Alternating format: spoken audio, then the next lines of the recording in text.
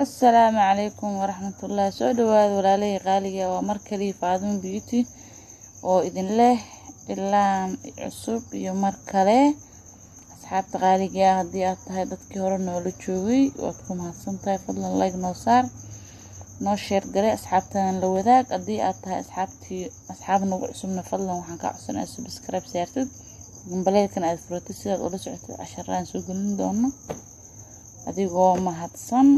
channelka waa channelka qurxinta dumarka. marka soo dhawaada waa markale Faadimo Beauty. asxaabta qaaliga waa ilaan aad u fudud, cid walba marin karto. hadda isku taxaloojisid waad baran kartaa. nala soco daawasho wacan.